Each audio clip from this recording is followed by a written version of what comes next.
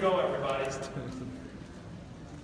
a lot of things I can say about this person, and many of you who have been around for a while, he's made a big difference in your life.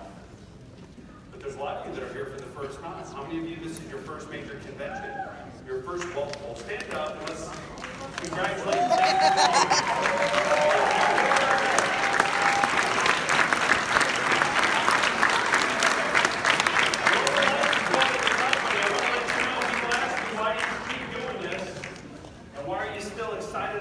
after all these years, and it's you.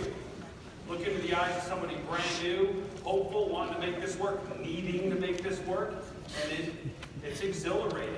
It's a big commitment that I need to make and want to make, and there's some responsibility involved in that. So all of you that are new, this person has been responsible for my success. He recruited me when I was 24 years old into this business and mentored me. And he's mentored other mentors. And I went to a couple conventions where he was one of the many leaders there. And what I witnessed was that he was a mentor to other leaders too, not just ones that were in his organization. And there used to be an old commercial, if you're old enough, there was a company called E.F. Hutton. When you say E.F. Hutton, everyone got quiet and listened. When E.F. Hutton speaks, people listen. Well, when Great Kapp speaks, people listen. And that's because he's got something to say that most people don't say. You don't hear very often. And you know, certain times in your life, you just need that one word, or sometimes you need that one phrase or that one idea that you can take, implement, and it'll take you to that next level. This guy is incredible. He's a great father. He's a 7-figure earner. I love it. He's walking around Celebration, Florida, where most people are waiting for their $2,000 Social Security check, and he's walking around pulling in about $125 grand a month from the business he built over all those years. And he used to be a postal worker. So he may tell you a story, he may not, but man, you just never know. You just never know when you meet somebody. And I'm just proud to be a friend of this man's, and as you notice, he's the godfather of my kids, and he's a great businessman. Please give it up for Mr. Great Kapp.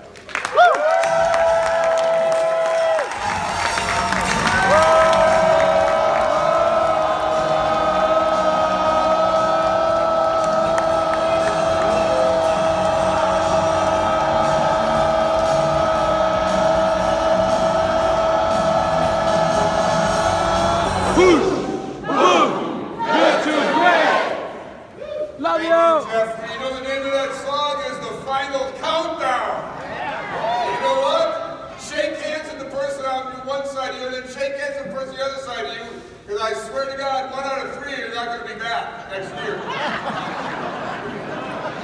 No, for some of you, this is the final countdown. Do you know that? That's right. This is the final countdown in your life. Preach it! I'm preaching it. I always pass a plate at the end. It's my other business. Now, hasn't it been a wonderful, wonderful weekend of your life? Yes! And thank you, Robert, Tiffany, Dave. You know that picture you saw them up on the stage? That's a picture of you and your family. That's your future. Right. See, successful people don't focus on where they're at today. They only focus on the picture, what it looks like. And anytime their mind starts to think about where they are today, they get off of that, they get on the future. So you look at that picture of the Dave family that stood up here, and you say, you know what, that's my family.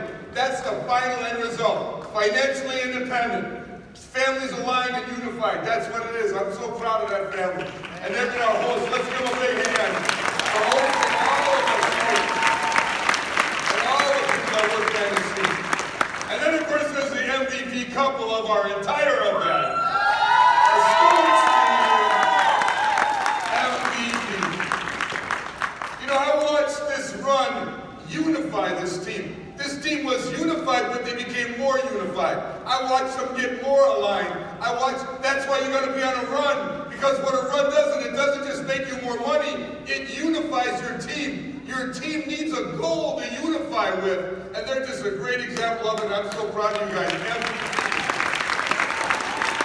of course, there's Jeff Levitan. But I want to talk about Jeff right now. I want to talk about Kapp Levitan. Because, you know, ago, my wife and I said, we're going to do a drop-by. And we drove 8 hours to drop at Camp's house. We didn't tell her we were coming. We even called the Stokeses and said, we're so fired up. They said, what are you doing? We said, we're driving over to the Levitan house, so we're not telling you we're coming. It's a true story. And we just knocked at their door. We did a drop-by, but we drove 8 hours to get there. Wow. And you know what I found out? She had like 10 people sleeping over at her house that night.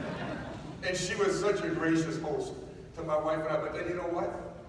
We just watched her love her family. No, she don't have 4 kids. She has Jeff too. No, really. Having Jeff is like having another child in your life. I know. I've been mentoring the man for 22 years. But now they're going to adopt another child out of Africa. You know, I go like this, Mother Teresa, Kapp Levitan. I mean, they're right there together. And you know what my wife and I saw? At one point, all 4 of her children were hanging on her. And they just loved their mother. And it's really true what Jeff said, because in the middle of the night, we ran into each other. I was going to the bathroom, but she was going to one of the kids' rooms. But really. But you know what? One thing to see, Jeff Levitan focuses on the end result. And I really believe that that's one of the reasons he drew her, but she is the same way. And it's just beautiful to see. I want you to know something. If you focus on the end result of whatever you want in life, guess what? The answers will come to you. But if you focus on the problems, you push everything back. Does that make sense? Yes. Every time you say your goal, like when you say, I got the ring, December 31st, 2018, that ring gets closer to you. It gets closer. But then every time you speak a problem out of your mouth, you take a step back. Every time you say, man, what's wrong with people, you take a step back. And I don't feel so sorry for you, I feel sorry for your family, because every time you say a problem out of your mouth, you take a step away from your goal, and every time you say your goal and think about your goal, you take a step closer. And I can talk to you like this, because I didn't work at a post office, that's just a story I made up. I used to be the CEO of Merrill Lynch for 30 years. What are you laughing about? I knew people were starting to believe me. You know why I was a postal worker for 15 years in Milwaukee? Because I was a dork. I was like a dork. I didn't want to date till I was 21 years old. And I had acne like all over my face when I was 20. I was just a dork, and I took a job in the post office, and I was happy to work there because it's something I could do. I keyed letters. But then one day my boss gave me this article about this guy named Art Williams who started this financial company. And it said you could do it in your spare time and you could get referrals. So I kind of thought, like, I think I could do that. So I sent the letter to the company, and it accidentally, although I don't believe it was an accident now, went to the highest paid person in the company, making $3 million a year. But then he got my letter, and he handed it to Art Williams. And then Art Williams, the head of the company, had my little letter. And then this guy got the letter back again, but guess what I forgot to put on my letter, Greg? My phone number! Who sends a resume without their phone number? So then my letter went back to Art Williams again, then it went back to this guy again, and then it went back to him again, and then I told my brother, I sent this letter for this part-time, spare time thing. And he said, man, did you get an answer yet? I said, man, they don't even give you a rejection letter at this company. So one night I worked third shift right at the post office, midnight to 8. I come home, I haven't slept for 24 hours, I didn't fall asleep, I crashed. And Tina took the girls to the zoo so she'd get them out of the house so I could sleep. And back then we didn't have answer machines, and my phone's ringing. And you know, you don't want to answer the phone when you work third shift because you wake up. And my phone must have rang like 50 times, and I started counting in my head like 52, 53, who's terrorizing me? And I picked up the phone, you know what I said? That's exactly what I said. And here's what I heard. Hello, Greg. This is Hubert Humphrey from Georgia. And now, maybe that's not what it sounded like, but when you live in Milwaukee, that's what it sounded like. And guess what I said? And the guy goes, I feel like I got you in a bad time. And he said, like, if you give me your address, I'll mail you something. And I think I spit up my address somehow. And you know what he said when he hung up? After all those letters go back and forth, he said, I can't believe this guy was drunk in the middle of the day. Because he thought I was drunk. And then I met him, and then he said to me, we gotta go meet Art Williams. I'm like, man, his house looked like this. His house was 38,000 square foot. But me and my wife didn't even listen to what he said. We were just like this. And so we go to meet Art Williams, and I'm thinking like, man, I already am in with this thing with this guy, right? And when we met this, we go to his office, he's got all these two-way, because you know what? Art Williams was turning the entire financial services industry upside down. And they were threatening him. They were slashing his tires. I mean, they were putting snakes in his mailbox. I mean, I didn't know all these stories about him, but he was turning an entire industry upside down. So when they took us to see him, they had all these two-way, movie cameras. I never seen those back in '86. So then Mr. Humphrey walks up, he says, I really want Art to meet this couple here. They're kind of like, we don't really have to meet the guy. So she goes in the office, and she goes back, she goes, no, he can't see anybody right now, he's writing a speech. So my wife and I, we started going like this, right? So then Mr. Humphrey leaned over, and to this day, I don't know what he said to her. But she went back in, and she came out, and she said, he'll give you 1 minute, and that's it. I think, like, what is this, like the CIA? So now I walk in his office. I've never seen more beautiful furniture in my life. But this guy, real far away, is standing there. It's a bald guy. He's got on a t-shirt that said, "We Beat Through." And he's wearing sweatpants like the kind you find at, like, Walmart, right?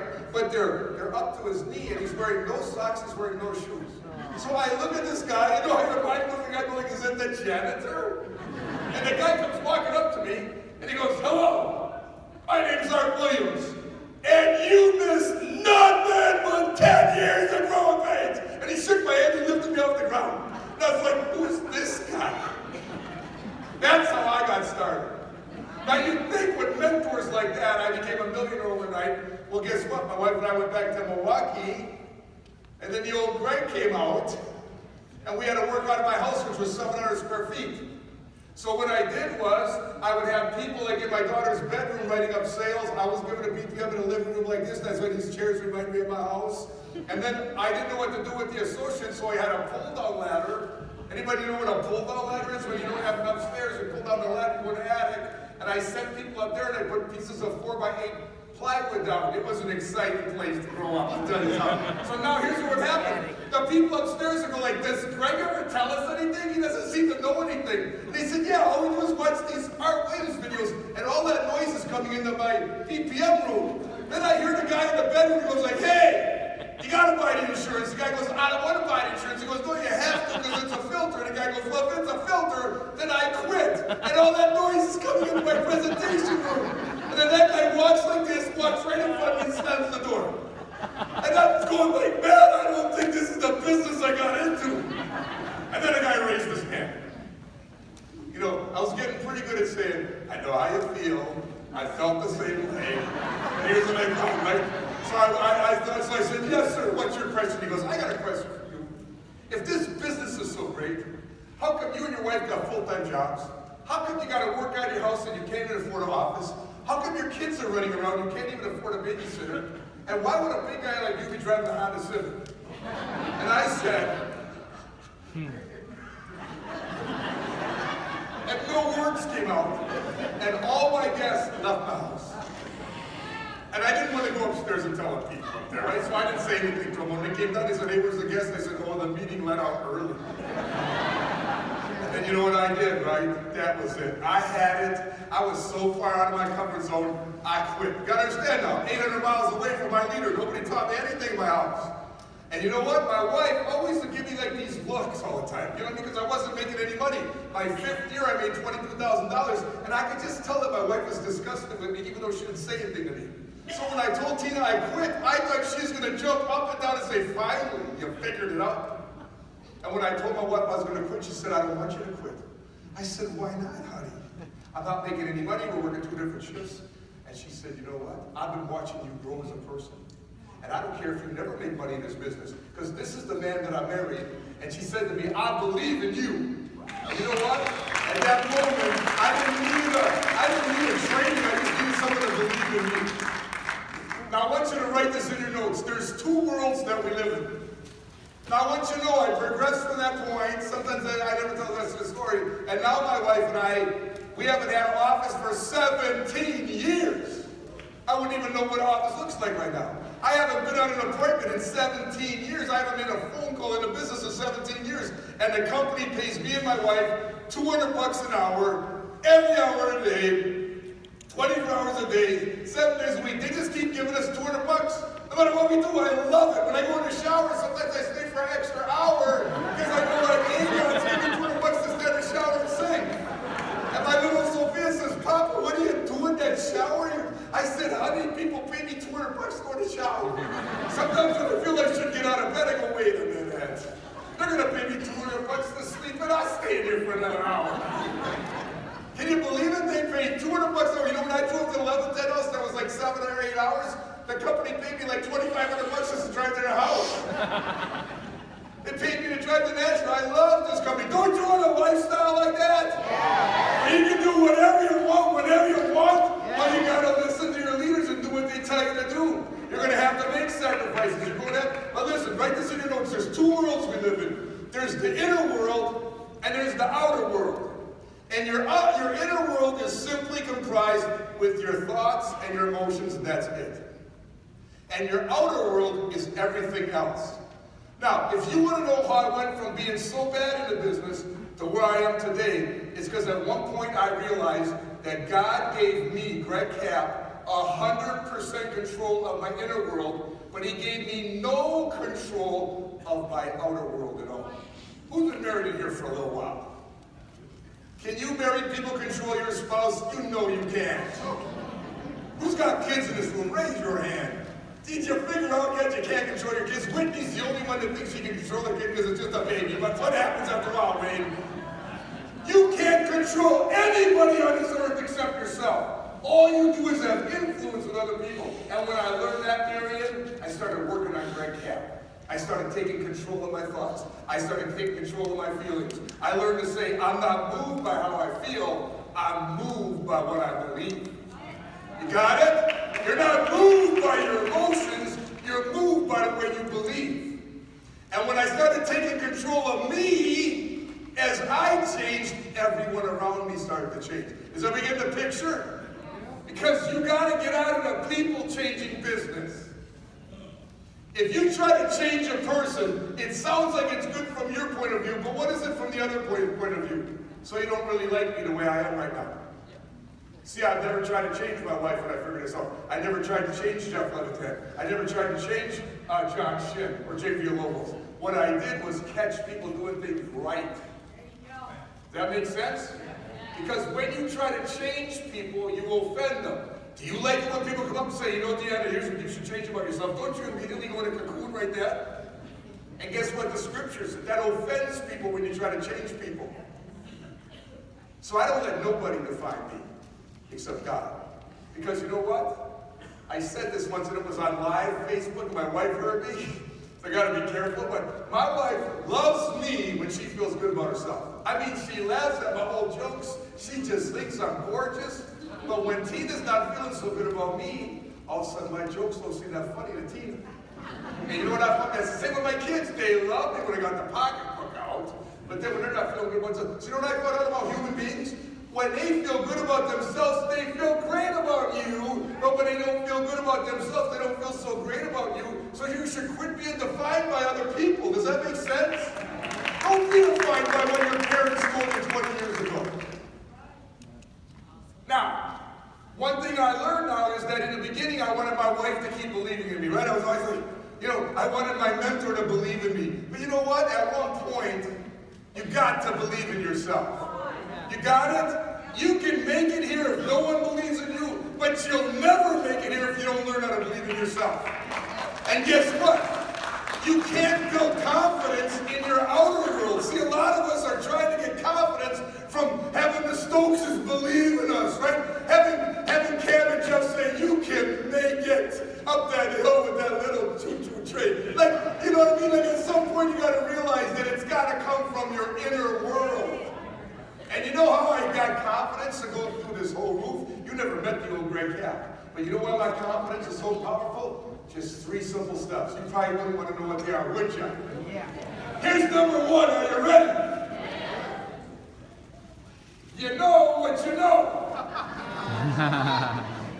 Got another one? That one slipped by. That was kind of deep. I'm not a scientist like a couple of my new friends, but you know what? That's deep. You got to know what you know. If you're new, all you got to do is say, here's my leader. Now here's number 2. You got to know who knows what you keeping up with me? What's number one? And always keep learning. What's number two? Know what you don't know. All right, now I saw so many new people here. I hate to say number three because usually half the people quit. Because three's tough. I mean, I get any child to do 1 and 2. Are you ready for 3? That's all you need to know. Now that sounds funny, but I'm going to tell you something right now. I don't know how to write up a mutual fund. I never learned how. I don't know why. I'm dyslexic. I don't know why. I never did. I don't know how to write up an annuity. I never wrote up an annuity. I don't even know how to write up an IUL. You know what Jeff Levitan figured out on his first couple appointments with me? Every time they ask me a question, they say, what are the internal fees in this product? And I said, where did you get that chandelier from? We got that chandelier at Home Depot. I go, wow. I mean, like, what? Does it come in different colors? And Levitan couldn't believe that I got so distracted. They said, oh yes, it comes in gold and silver, brass. and then every time someone asked me a question, I just said, wow. That thing that says city, where did you get that? Because I know what I know. I know who knows what I don't know. That's all I need to know. And you know what? IBM, this is my dream.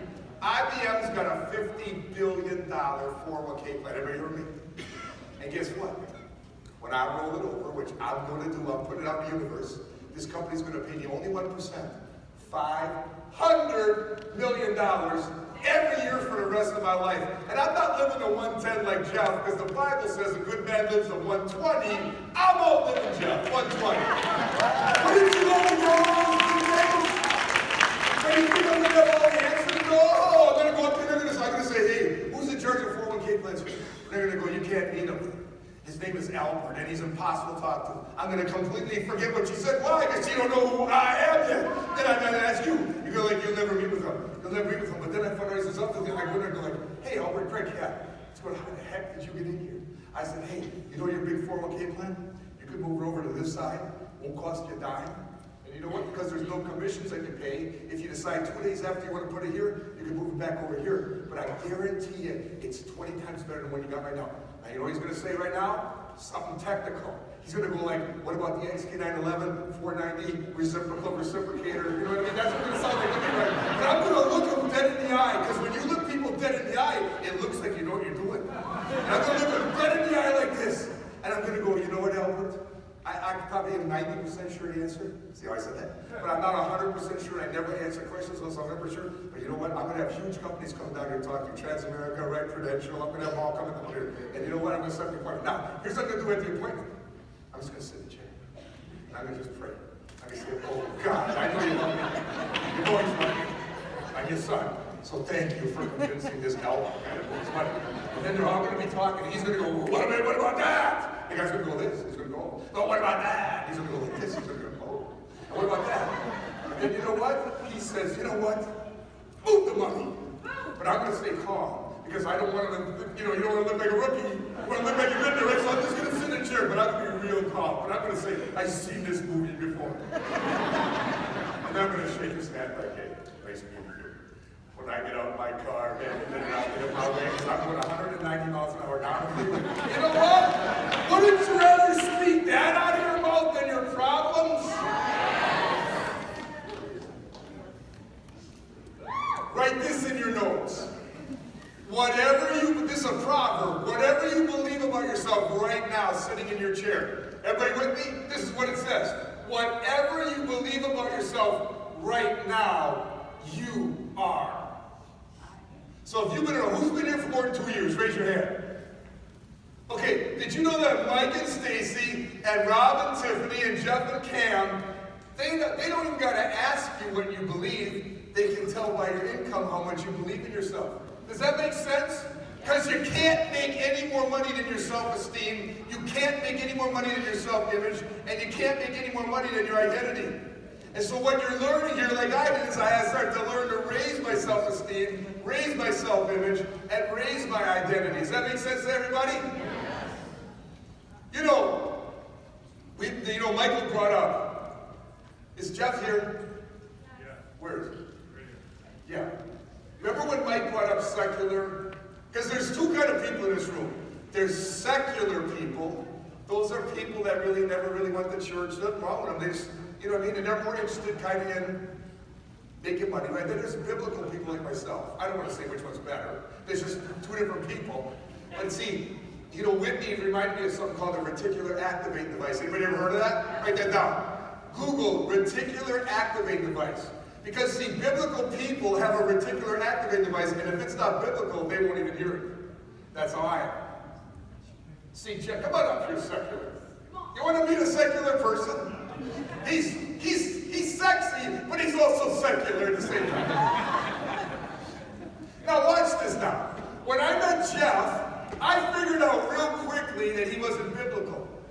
Because I said, Jeff, if you're making $500,000 a year 2 years from now, what would your life look like? And he went like this: I'm going to have a yellow Hummer, and I'm going to live in a castle. Like, no one in their hiring if you ever said that to me. So that's not the time to say, well, Jeff, maybe you should tithe the first 10%. You know what he probably would have done? Walked away, never came back. Does that make sense to anybody? We got to connect with people where they're at, not where we're at. Are you sure you got that one? See, I didn't pontificate with him, but I knew I would be a good example, and down the road, he'd probably see something different than that. Does that make sense to you, Jeff, as a secular guy? Thank you, I think. But watch this. I said this the other night. There's a lot of church-going people here. Jeff is a church-going person, but he's not going to quote scriptures to you. But in my entire life up to this point, I haven't met a man with more faith than Jeff Levitan. Are you hearing me? He moved out of my office after just a couple months, and on faith, he opened up an office down there in Chicago. And on faith, they had this really big event. And you know what? On faith, he bought all the tickets to the event. It was Tampa Top, right? And Jeff didn't really have the team yet, but on faith, he bought all the tickets. And he ticked off all the other leaders because they said, well, where are the other tickets? They go, well, Levitan bought them all. Because he bought them on faith. Now see, aren't there people that talk faith all the time, right? Oh, let me quote you this scripture. There's nothing wrong with that. But you know what? He is faith. And you know what? This man taught me what faith is. Do you see that? Because I saw him making all these sacrifices. Because see, he always focused on the end result. So don't ever get that wrong. Like, hey, everybody's going to say, oh, Greg Kapp, he's always quoting scripture, he's baptizing people.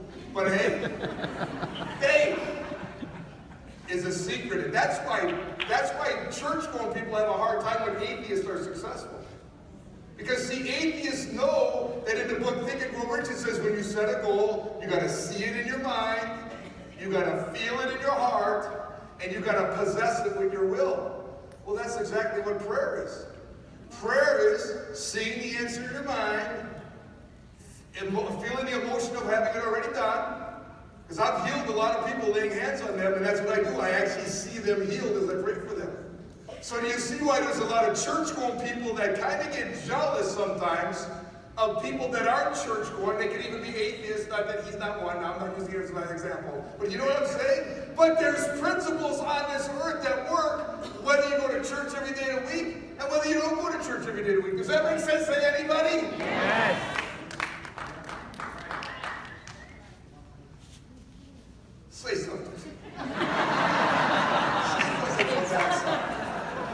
Say something. Hey, I got into business, and I'm glad he didn't quote scripture.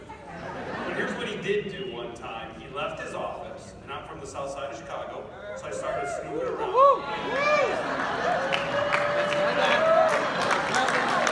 want to see if it was for real. I'm like, this guy's nice, he's friendly. It built up a lot of skepticism from where I'm from. And so I'm looking at some drawers. I just want to see if, what's going on with this guy. And I open up a drawer and there's a check in there made out from the company to him uncashed for like $5,500. And then I open up another drawer and there's a couple more checks in there. $1,200, $1,800, all different dates on them.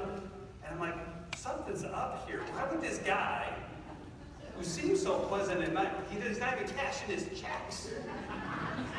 And he came back in, and this is a true story. He drove me somewhere on an appointment once, and he pulled down his visor, and another check floats out for another $1,000. So when he says he's not about the money, he's never been about the money, but he's always had plenty of it. And that intrigued a guy like me, who initially started out, I was all about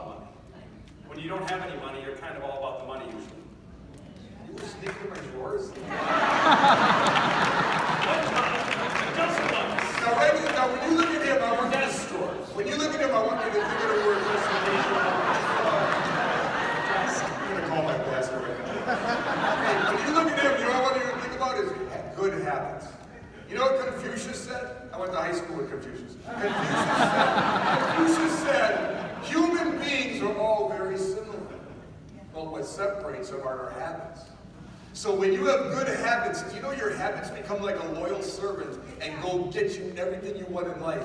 But if you have poor habits, they're like a ruthless dictator that make you worry about money every day. They make you worry about who the next president is. You know, I don't care who's in the White House. I don't care who's in my house. There's so many people worried about the election. Hey, take care of your house.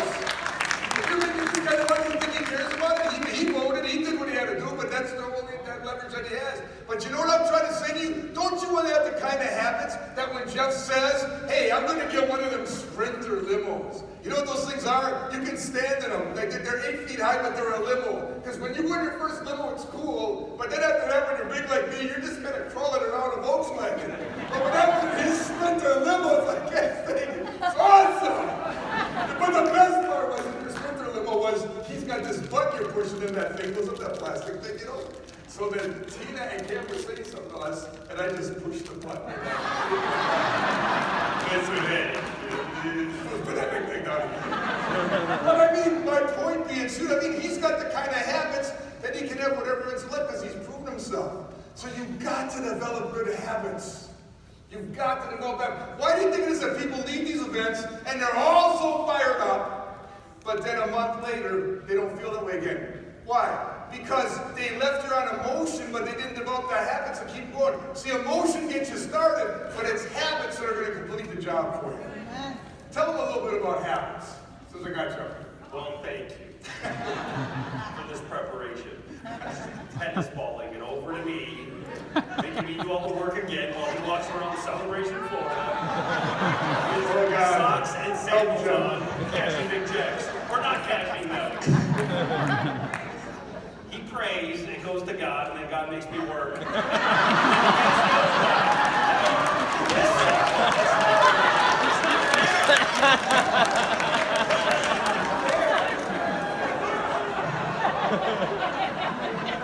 Our habits, though, and I know that much.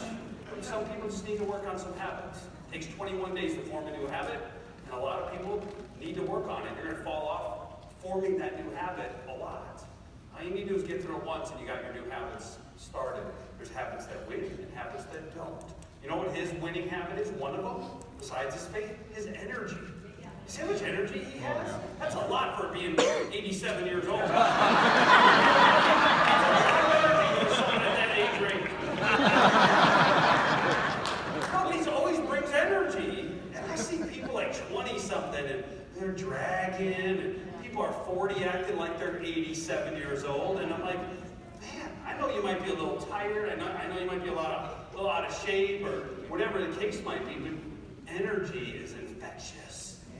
Isn't it? Yes. Some people, the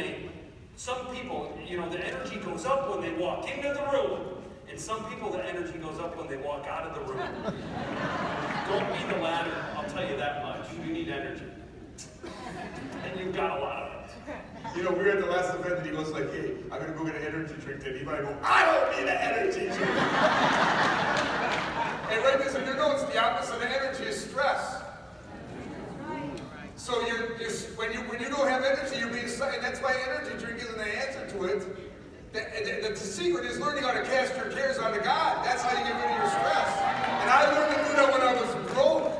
You know, the whole next, the only guy discovered that knew me broke, and he said, you know, Kapp wasn't like this just because he made money. He was like this when he was broke, because I learned to cast all my cares onto the Lord. You can't carry all your stress with you everywhere because it keeps building up in you. You know, there's this story about this Texas billionaire that him and I know. And this Texas billionaire, this huge estate, and he said, I want everybody from the town to come to my house for a big barbecue. So everybody came over to his house. Because he said, that's a free meal for the billionaire. So he said, hey, everybody come out to my pool. He had this tremendous pool in his yard. It was huge. And they were all standing there. When they got to the pool, it was filled with alligators. Just completely full of everything. Like, hey, what's going on here? And the billionaire said, hey, if anybody jumps in on that end of this pool and can swim to that end of this pool, you're going to get half my estate, $500 million. They're like, man, this man's crazy. Let's go back and go get some food. So as they're walking back, they hear a splash. And then they saw an arm come out of the water. And then a leg came out of the water. Then a head came out of the water. All of a sudden, this young man crawls out like this. And the Texas billionaire goes, son, You just earned yourself $500 million. I got one question. Where did you get the courage to jump in the pool? And the kid said, I'm just looking for the guy that pushed me in. Tell him why didn't need a little push, Jeff. Turn it over to you, Jeff. Want me just to take over this guy? Yeah, like jump in on your joke. And it better be secular, too. And then tell her, look, Red Bull gives me wings.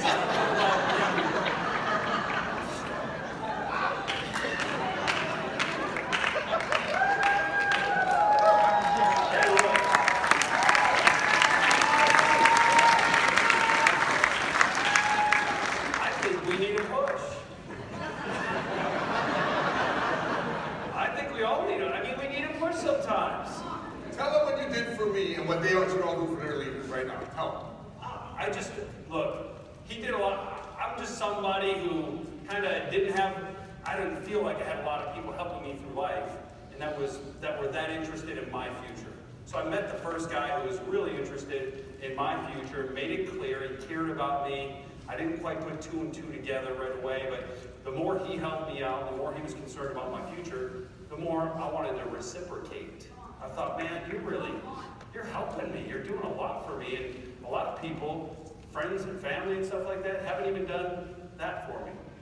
So I was at a meeting once and they said, hey, who's gonna be the next big leader in the company? It was Rich Thawley's meeting, and he's one of the big leaders, and he said, who's gonna be the next CEO at that time? And I love this guy, so I'm like, my leader's gonna be the next CEO, and I swear he grabbed my leg of my pants and was trying to seat me back down. I didn't know what the points were. I was too new to figure out the structure of his team and what it took. It was just kind of like a Wayne Lumpkin emotional decision. Moving to another state without a license to open up an office. It didn't matter. I just went on. I just thought, my guy's gonna do it and I'm gonna get him there. And you know what? He wasn't ready for the commitment. Because he's kind of passé, he didn't want to get up there. He's not boastful or prideful, but I'm competitive. So I jumped up and went, I'm getting him there. And he said, do you know what it takes? And hey, everyone was shocked. But we came home and we got the rest of the team rallied around it. And he wasn't ready yet. It was like me pushing him in that pool. And you know what it did? It grew everybody. Everyone got uncomfortable. Everybody was not ready. Sometimes you're like, ready or not.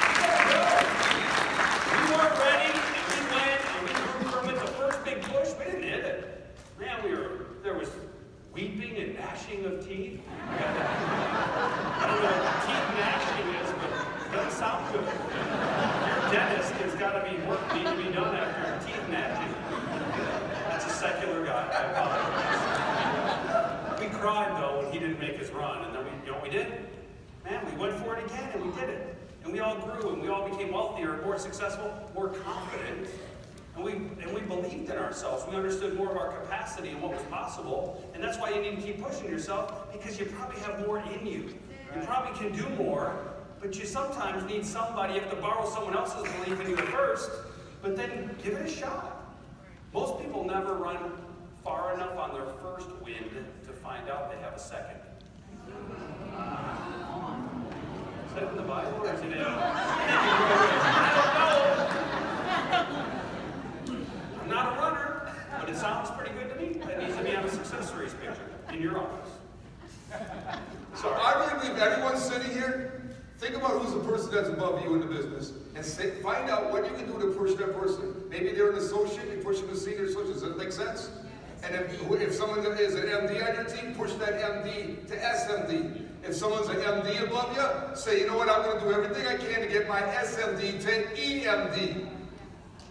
And then, does that make sense, everybody? Because when he pushed for me, he was making around $8,000, $10,000 a month. You know how much you need the last month of my run? He cash flowed over $48,000, but he didn't do it for himself. But he found out that I'll work harder to help someone like Greg get promoted than I will for my own self. And that's the secret to a run, right? Just like the Stokeses were just run one. And you see how their team became more unified. It became more aligned now. And now they're ready to have a fantastic 2017. So I'm going to tell you, my best advice for y'all is find out where your leader's at and find it. Just say, you know what? I'm not sure how. Maybe I'm just going to skip lunch or make phone calls. Maybe quit watching TV for a while? Just think about a sacrifice you can make.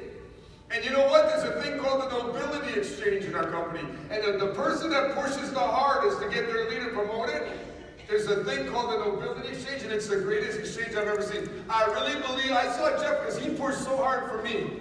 And in our company, at the time, only Asian people were making it, remember? And like, Caucasian people didn't even believe they could make it to CEO. I can't believe how many people came up to Jeff and I were like, hey, you guys made us believe again because we thought only Asians could get the CEO. We thought, why are you kidding me? But you know what I mean? It brought hope to people. And I just watched this man get so blessed since that time that I didn't ask him to help me. He just felt nobility. He just felt like this is my honor and this is my duty. And if it wasn't for those people that brought you in, you wouldn't be here this weekend. There's a lot of people out there with no hope, aren't there? Aren't you glad you're in a group of people that has a lot of hope in the future? I don't think our kids should be watching television where all they're talking about is there's no jobs, there's no money, there's no nothing. I think that's sad. Because for generations and generations, people had nothing. They had to sleep outside in tents and the wolves would come by and the crap would come by. You know, we think we got it so hard. Think about your great-grandpa. You know what I mean? Think about what these people went through, but they still were optimistic. They still were hopeful. And I think it's a can of crap, the stuff we're hearing on television. This is the greatest country in the world. Amen. And, you guys have a lot of hope. And there's a lot of people out there that need you to talk to them because their kids are going to be here and get a trophy next year. Man, we have so much to offer the world. Don't you ever back up trying to talk to someone about WMG. You know, one time I was driving my new Navigator, and you know what happened? I learned how to do things Socratically from my family. You know what it means to do things Socratically? It means you get the other person to think it's their idea. Well, my wife and my daughters did it to me with everything. So my daughter got pregnant. She said, Dad, now that I'm pregnant, we're going to need a bigger vehicle. I said, why, when you're pregnant, I need a bigger vehicle? But then she took me to that Lincoln dealership, you know, in the 90s, and I saw my first beautiful black Navigator, and I was like, I love this car. I want this car. It's only later I figured out that Becky got in it. Well, now I'm coming home from an appointment in Madison, Wisconsin, and the two left lanes are closed because of traffic, and I come to a complete stop. I'm right behind a semi. And I don't know it, but coming down the hill behind me is a semi-truck filled with truck wheels, not truck tires, truck wheels. You know how much I must have weighed? And the guy fell asleep. And he hit the back of my Navigator like this, and this is why I believe in praying and having angels.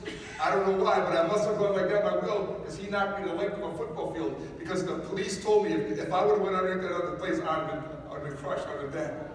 So then I called Tina, because at this point I realized I'm never speaking my problems out of my mouth ever again. And I called Tina. Oh, here's what happened. My seat broke off. But you know, when I got up, I thought I got up immediately. But when I got out to the freeway, there was all these ambulances and fire trucks there, but I didn't put two and two together, right? And I'm walking down the middle of I-94, and the cop says, where'd you come from? I said, that's my vehicle. He goes, are you okay? I said, yeah, I'm fine. And he said, man, your pants are all full of blood. He said, you better get an ambulance. So I called Tina, and I said, honey, I've been in an accident, but something good's going to come from this. Then she hung up the phone, and my little Josh, he was there. My grandson was like 5 or 6. And Tina said, you know, Josh, your grandpa, he was just in an accident. He's going to be okay. And Josh said, I know he's going to be okay. And of course, Granny went like, how do you know that? And she said, you know when he goes around a pool table and says his prayers every day? Well, I was hiding underneath the pool table and I heard him say his prayers. Wasn't it a good thing you heard me saying prayers or something else? And you know what? I was laid up for almost a year from that accident. For me to go from my stomach to my back, I had to go like a snake like this, right? And then Jeff called me up, and I just felt so bad, because you know what we tell people, you don't go to a big event? Loser. Like, you end up being like, you don't go to any event. And I said, Jeff, I feel so bad right now that I can't go to the big event in Las Vegas. And he said, man, Greg, forget about it. How many families have you got? How many people have you prayed with at 3 in the morning? He said, man, you just get better and focus on your health and don't worry about your business. And I didn't know it, but when he hung up on that phone call, he called up Shin, he called up Jamie, he called up the leaders on our team, and he said, hey, what's Greg Kapp done for your business? They're like, oh my God, I can't. He said, why don't we show something to Greg Kapp right now? And you know what? I was making a lot of money at the time, but my income the next 6 months went up 50% while I was laid up in bed. because this young man, see what I mean? That's what I'm trying to say. There is no business like this business. Got a man here. I want to say this to you. Aren't you glad you got Aegon backing us up? Because you're going to run into some huge deals out there. And aren't you glad you got the Transamerica platform? But I'm going to tell you, one of the major reasons we have them is because they were watching us in the 90s. Aegon was watching us, and you know what they said? They said, we want to buy this distribution team, but we want to find some kind of a retail name for them. And they bought Transamerica right about the time they bought us. And a lot of it was because what this man did from 1995 to 2001, because he just pounded and pounded. And you know what? He was a uniter in our company. Because at the time, a lot of the CEOs had big egos. And Jeff buried his ego, and he was always going out trying to get the whole team to come together because Jeff's a uniter. And he pretty much united our team, and that's why we broke so many records in the 90s. And that's one of the main reasons that you guys even have Aegon and even have Transamerica. So please let him and Kapp know how much you appreciate them.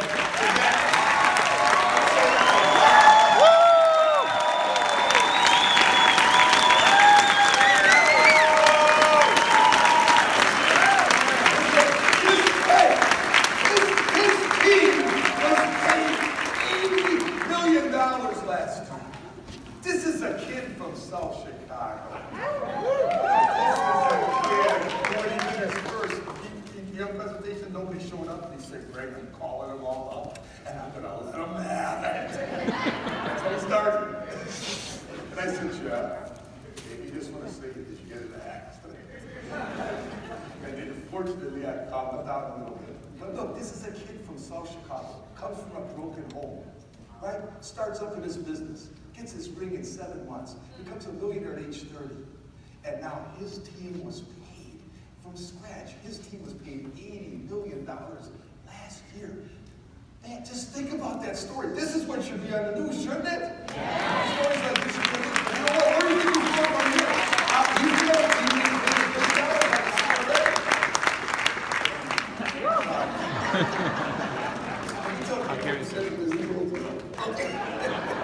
you can't because I can't tell Tina either. I'm kidding.